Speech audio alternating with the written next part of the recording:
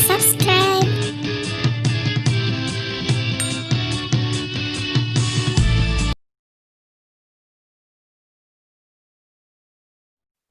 Assalamualaikum warahmatullahi wabarakatuh. Saya Dahlia Apriani, mahasiswi STIPI Bakti Pertiwi Palembang. Kali ini saya akan membahas materi obat yang bekerja pada sistem saraf otonom.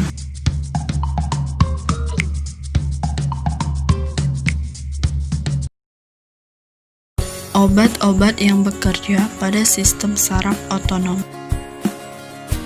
Sistem saraf otonom adalah sistem saraf yang bekerja tanpa perintah dan mengkoordinasi sejumlah fungsi organ, yaitu kardiovaskular, pernapasan, pencernaan, ekskresi, dan reproduksi.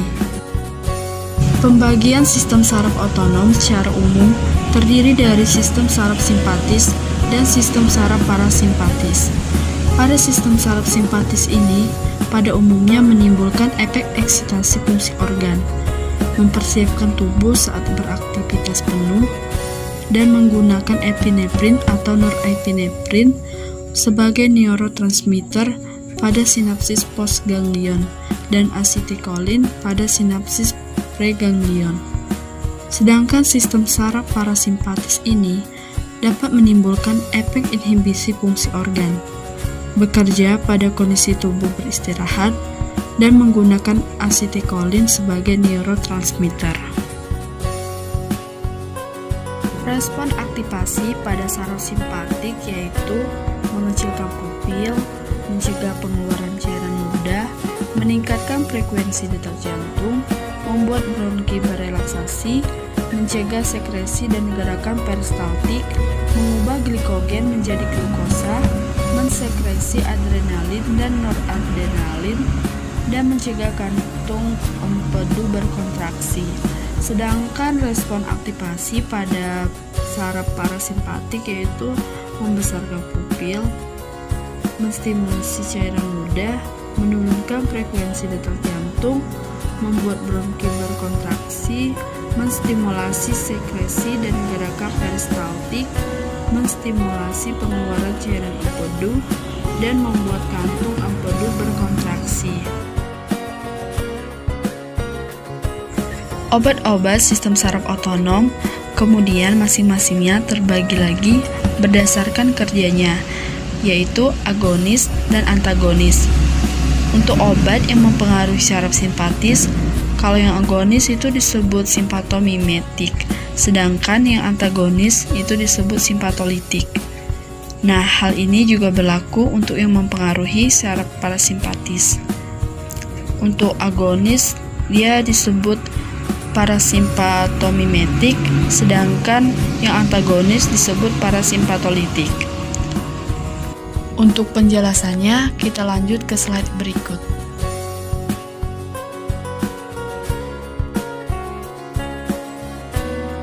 Obat simpatomimetik adalah obat-obat yang bekerja meningkatkan aktivitas saraf simpatis. Mekanisme kerja obat simpatomimetik. Golongan pertama itu inhibitor monoamin oksidase, bekerja dengan cara menghambat kerja enzim monoamin oksidase A atau B dengan cara berkompetisi dengan neurotransmitter monoamin yaitu norepinefrin dan dopamin. Yang kedua itu golongan inhibitor COMT yaitu entacapone, bekerja dengan cara menghambat enzim COMT di jaringan tepi. Yang ketiga itu golongan agonis langsung yaitu epinefrin, bekerja dengan cara menstimulasi reseptor alfa dan beta. Dan yang terakhir itu golongan agonis tidak langsung. Yang pertama itu kokain, bekerja dengan cara menghambat proses pengambilan kembali norepinefrin. Kedua itu amfetamin, bekerja dengan cara mempermudah proses pelepasan norepinefrin. Dan yang terakhir itu parigilin, yaitu dengan cara memperlambat proses penguraian norepinefrin oleh monoamin oksidase.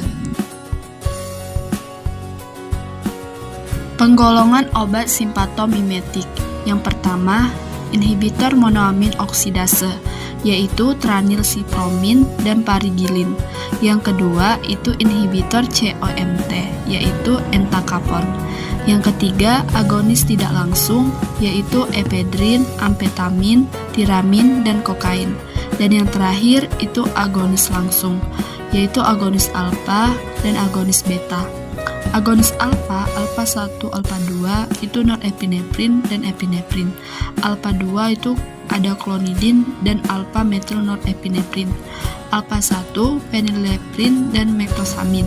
Sedangkan agonis beta itu beta 1, beta 2, epinefrin dan isoprenalin, beta 2 salbutamol, beta 1 norepinefrin dan dobutamin. Pertama yang akan dibahas yaitu golongan inhibitor monoamin oksidase. Contoh senyawa obatnya yaitu tranilsipromin. Interaksi obat dari tranilsipromin ini jika diberikan bersamaan bupropion, keduanya akan meningkatkan dopaminergik, dan pemberian bersama dapat meningkatkan risiko reaksi hipertensi. Jika diberikan bersamaan dengan citalopram dan obat golongan antidepresi lainnya, dapat meningkatkan kadar serotonin. Dan jika diberikan bersamaan dengan epinefrin, akan meningkatkan efek epinefrin oleh sinergisme farmakodinamik. Contoh sediaan yang beredar yaitu tablet Parnat 10 mg. Saat mengkonsumsi golongan obat inhibitor monoamin oksidase, sebaiknya hindari makanan fermentasi atau yang diawetkan, dan juga obat simpatomimetik, karena dapat meningkatkan kadar aktivitas adrenergik yang bisa menyebabkan hipertensi krisis. Jadi, inhibitor monoamin oksidase ini bekerja menghambat proses penguraian neurotransmitter monoamin seperti serotonin dan juga norepinefrin sekaligus, sehingga akan terjadi pula peningkatan kadar norepinefrin yang memang berperan pada peningkatan tekanan darah. Nah, makanan fermentasi itu mengandung tiramin kadar tinggi, sedangkan tiramin itu merupakan prekursor atau bahan baku norepinefrin. Sehingga, bila tidak dihindari, maka peningkatan kadar norepinefrin atau adrenergik akan sangat tinggi. Selanjutnya, golongan inhibitor COMT. Contoh senyawa obat yaitu entacapone. Interaksi obat dari entacapone yaitu jika diberikan bersamaan epinefrin, norepinefrin akan meningkatkan kadar efek epinefrin dan norepinefrin dengan menurunkan metabolisme. Contoh sediaan yang beredar yaitu tablet Comtan 200 mg. Golongan agonis langsung. Contoh senyawa obat yaitu epinefrin yang merupakan agonis alfa dan beta. Interaksi obat dari epinefrin ini jika diberikan bersamaan phenelzin akan meningkatkan efek epinefrin oleh sinergisme farmakodinamik. Jika diberikan bersamaan isofluran akan meningkatkan toksisitas epinefrin. Jika diberikan bersamaan etomidat akan meningkatkan kadar epinefrin dengan menurunkan metabolisme. Contoh sediaan yang beredar yaitu autoinjektor EpiPen Auvici SIMJP 0,3 mg per 0,3 ml. Golongan agonis tidak langsung. Contoh senyawa obat yaitu efedrin. Interaksi obat dari efedrin yaitu jika diberikan bersamaan dengan aspirin, aspirin meningkat dan efedrin akan mengurangi kalium serum. Jika diberikan bersamaan dengan selegilin, akan meningkatkan efek efedrin oleh sinergisme farmakodinamik. Jika diberikan bersamaan dengan klorpeniramin, klorpeniramin akan meningkat dan efedrin mengurangi sedasi. Contoh sediaan yang beredar yaitu injeksi Acovas Corvedra 50 mg per mili. Efek samping simpatomimetik yaitu tremor pada penggunaan agonis beta 2, mulut kering dan sedasi pada penggunaan agonis alfa 2, hipertensi dan aritmia pada penggunaan agonis alfa 1. Selanjutnya kita masuk ke obat simpatolitik. Berbeda dengan obat simpatomimetik tadi yang bekerja meningkatkan aktivitas syaraf simpatis, sedangkan simpatolitik ini yang bekerja menurunkan aktivitas syaraf simpatis.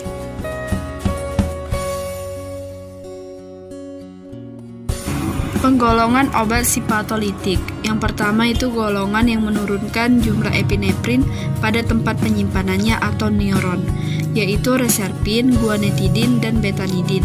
Golongan kedua yaitu antagonis adrenoreseptor atau reseptor adrenalin, yaitu alpha blocker dan beta blocker. Alpha blocker alpha 1 alpha 2 itu phenoxybenzamin, pentolamin, alpha 1 prazosine. Sedangkan yang beta blocker beta 1 beta 2 itu propanolol, nadolol, timolol, pindolol, dan carvedilol, beta 2 atenolol, acebutolol, dan metoprolol. Golongan yang menurunkan jumlah epinefrin pada tempat penyimpanannya atau neuron. Contoh senyawa obat yaitu reserpin. Interaksi obat dari reserpin yaitu jika diberikan bersamaan lemborexan akan meningkatkan efek yang lain dengan sedasi. Jika diberikan bersamaan dengan esketamin intranasal akan meningkatkan toksisitas yang lain dengan sedasi. Mekanisme kerja dari reserpin yaitu mengurangi jumlah norepinefrin dan serotonin. Contoh sediaan yang beredar yaitu tablet Serpasil 0,1 mg dan 0,25 mg. Golongan antagonis adrenoreseptor atau reseptor adrenalin. Contoh senyawa obatnya yaitu timolol yang merupakan antagonis beta blocker. Interaksi obat jika diberikan bersamaan acebutolol, keduanya akan meningkatkan pemblokiran saluran antihipertensi. Jika diberikan bersamaan dengan epinefrin, akan meningkatkan efek epinefrin dengan sinergisme farmakodinamik. Mekanisme kerja yaitu menurunkan produksi aqueous dengan memblok reseptor beta 2 dalam prosesus ciliaris. Contoh sediaan yang beredar yaitu tablet timolol maleat 5 mg, 10 mg, dan 20 mg. Efek samping simpatolitik yaitu hipotensi postural dan sinkop pada penggunaan antagonis alpha 1. Bradikardia dan dapat memperburuk kondisi gagal jantung dan infark miokardium, peningkatan resistensi saluran napas pada penggunaan antagonis beta. Selanjutnya yang akan dibahas yaitu obat yang mempengaruhi saraf parasimpatis. Yang pertama itu obat parasimpatomimetik. Obat parasimpatomimetik ini yaitu obat-obat yang bekerja menyerupai mirip neurotransmitter asetilkolin sehingga meningkatkan aktivitas sel atau jaringan atau organ yang bekerja di bawah koordinasi saraf parasimpatis. Penggolongan obat parasimpatomimetik. Golongan pertama yaitu parasimpatomimetik langsung, yaitu karbakol dan pilokarpin. Yang kedua itu golongan parasimpatomimetik tidak langsung, yaitu neostigmin, lisostigmin, rifastigmin, dan donepezil. Golongan obat parasimpatomimetik langsung yaitu karbakol. Interaksi obat dari karbakol yaitu jika diberikan bersamaan dengan amitriptilin, karbakol meningkat dan amitriptilin mengurangi efek atau transmisi kolinergik. Jika diberikan bersamaan dengan rifastigmin, keduanya akan meningkatkan efek atau transmisi kolinergik. Mekanisme kerja yaitu menurunkan tekanan intraokular dengan meningkatkan aliran keluar aqueous. Contoh sediaan yang beredar yaitu ophthalmic solution isopto karbakol 3%. Golongan parasimpatomimetik tidak langsung yaitu neostigmin. Interaksi obat jika diberikan bersamaan dengan karbakol, keduanya akan meningkatkan efek atau transmisi kolinergik. Mekanisme kerjanya yaitu menghambat penguraian asetilkolin. Contoh sediaan yang beredar yaitu tablet prostigmin 15 mg. Efek samping parasimpatomimetik yaitu diaporesis, diare, kram perut, sulit mengakomodasi mata, dan hipotensi. Terakhir yaitu obat parasimpatolitik, yaitu obat-obat yang bekerja menghambat atau mengantagonis neurotransmitter asetilkolin sehingga menurunkan aktivitas sel atau jaringan atau organ yang bekerja di bawah koordinasi saraf parasimpatis. Penggolongan obat parasimpatolitik berdasarkan indikasi. Yang pertama itu yang menghambat sekresi bronkus yaitu atropin. Yang kedua itu menghambat sekresi asam lambung yaitu pirenzepin. Yang ketiga bronkodilatasi yaitu ipratropium bromida. Dan yang terakhir itu spasmolitik yaitu N-butil skopolamin. Yang pertama itu atropin yang menghambat sekresi bronkus. Interaksi obat dari atropin yaitu jika diberikan bersamaan dengan benperidol akan menurunkan kadar benperidol dengan antagonisme farmakodinamik. Jika diberikan bersamaan dengan amitriptilin akan meningkatkan kadar atropin. Mekanisme kerja dari atropin ini yaitu menghambat aktivitas kelenjar yang diatur oleh sistem saraf parasimpatis. Contoh sediaan yang beredar yaitu injeksi atropin sulfat 0,25 mg per mili. Kedua yaitu pirenzepin yaitu yang menghambat sekresi lambung. Interaksi obat dari pirenzepin ini yaitu jika diberikan bersamaan dengan obat golongan antimuskarinik dan inhibitor monoamin oksidase akan meningkatkan efek pirenzepin. Mekanisme kerja dari pirenzepin ini yaitu menghambat aktivitas asetilkolin. Contoh sediaan yang beredar yaitu tablet gastrozepin 25 mg. Terakhir yang dibahas yaitu ipratropium bromida. Interaksi obat jika diberikan bersamaan dengan golongan beta blocker seperti bisoprolol dapat meningkatkan risiko terjadinya gangguan kardiovaskular. Mekanisme kerjanya yaitu menghambat reseptor kolinergik muskarinik. Contoh sediaan yang beredar yaitu inhaler Atrofen 17 mikrogram per aktuasi. Itulah tadi paparan materi obat yang bekerja pada sistem saraf otonom yang dapat saya sampaikan. Kurang dan lebih harap dimaklumi dan dimaafkan.